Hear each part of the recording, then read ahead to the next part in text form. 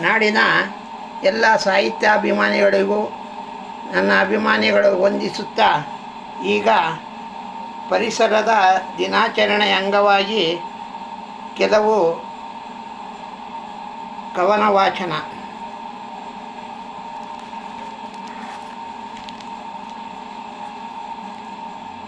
ಯಾರ ಹಂಗೂ ಬೆಂಬಲವಿಲ್ಲದೆ ಗಿಡವಾಗಿ ಬೆಳೆದು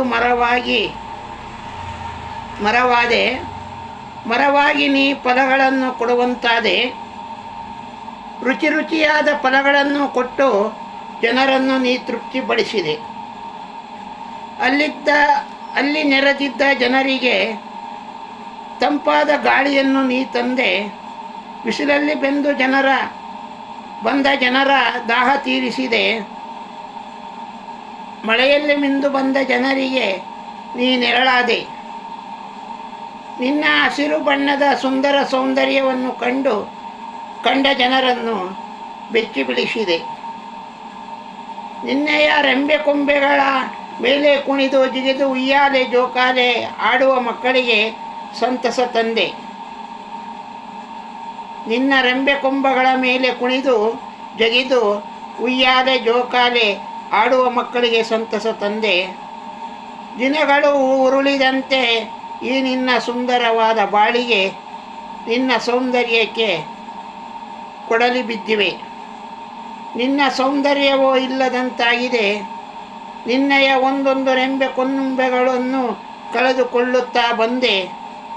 ನಿನ್ನ ಕಷ್ಟ ನೋವುಗಳನ್ನು ಹೇಳಲಾರದೆ ನೀನು ಮೂಕಿಯಾದೆ.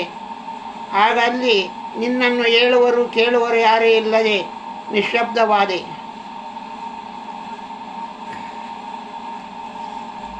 ಮನೆಯಂಗಳ. ಈ ನಮ್ಮ ಮನೆಯಂಗಳದಲ್ಲಿ ಬಣ್ಣ ಬಣ್ಣದ ರಂಗವಲ್ಲಿ ಮತ್ತು ಹೂವಿನ ಕುಂಡಗಳು. ಈ ಮನೆಯಂಗಳದಲ್ಲಿ ಗಿಡ ಮರದ ಬಳ್ಳಿಗಳು, ಅರಳಿ ನಿಂತ ಬಗೆ ಬಗೆಯ ಹೂಗಳು, ಚಿಲಿಪಿಲಿ ಗುಟ್ಟುವ ಅಕ್ಕಿ ಹಾಡುಗಳು. ಅಂಗಳದ ಕಟ್ಟೆಯ ಮೇಲೆ ಕುಳಿತರೆ ತಂಪಾದ ಗಾಳಿ. ಈ ಅಂಗಳದಲ್ಲಿ ಮಕ್ಕಳ ಆಟ ಪಾಠ ಮುಂತಾದ ದೃಶ್ಯಗಳು, ಬಣ್ಣ ಬಣ್ಣದ ವಿದ್ಯುತ್ ದೀಪಗಳು, ಅಲಂಕಾರಗಳು. ಹೀಗೆ ಎಲ್ಲರ ಮನೆಯ ಅಂಗಳದಲ್ಲಿ ಬೆಳೆಯಲಿ ಗಿಡಮರ ಬಳ್ಳಿಗಳು.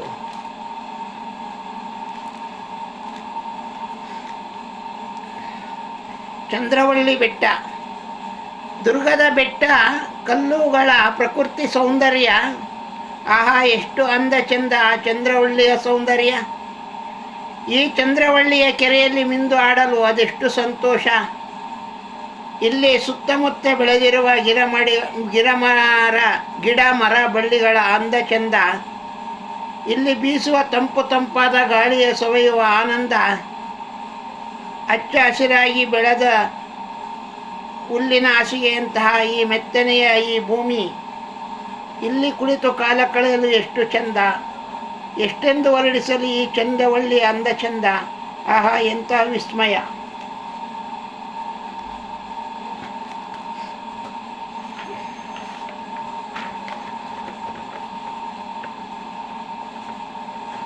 ಪರಿಸರ.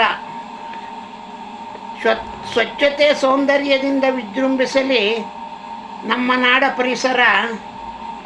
ನಮ್ಮ ನಾಡ ಪ್ರಕೃತಿಗಾಗಿ ನಾವೆಲ್ಲರೂ ಸಾಮೂಹಿಕವಾಗಿ ಸಹಾಯ ಹಸ್ತ ನೀಡಿ ಶ್ರಮಿಸೋಣ ಪರಸ್ಪರ.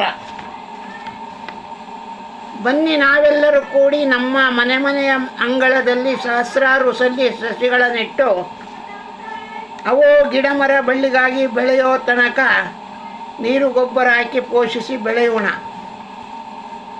ಇಂಥ ನಮ್ಮ ನಾಡ ಸಿರಿಗಾಗಿ ನಮ್ಮ ನಡುವೆ ಯಾರಲ್ಲೂ ಅಪಸ್ವರ ಬಾರದಂತೆ ಸರ್ವರೂ ನೀಡೋಣ ಸಹಕಾರ. ನಮ್ಮ ನಾಡೇ ಹಸಿರು ನಮ್ಮಯ ಉಸಿರು ಎಂಬುದು ನಾವೆಲ್ಲರೂ ಜಗಕ್ಕೆ ಸಾರೋಣ.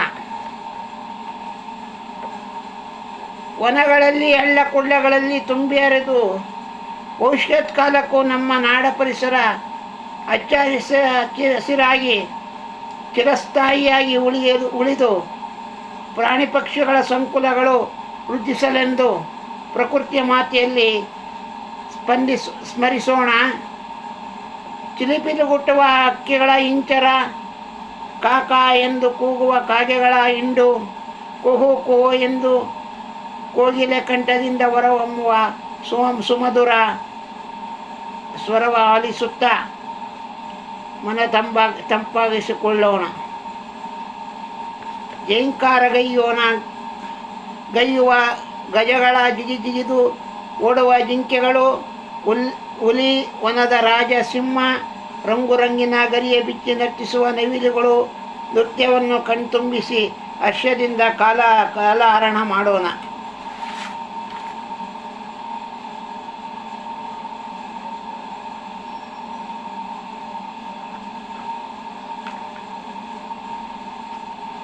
ಇಲ್ಲಿಗೆ ನನ್ನ ಕವನ ವಾಚನಗಳು ಮುಕ್ತಾಯವಾದವು.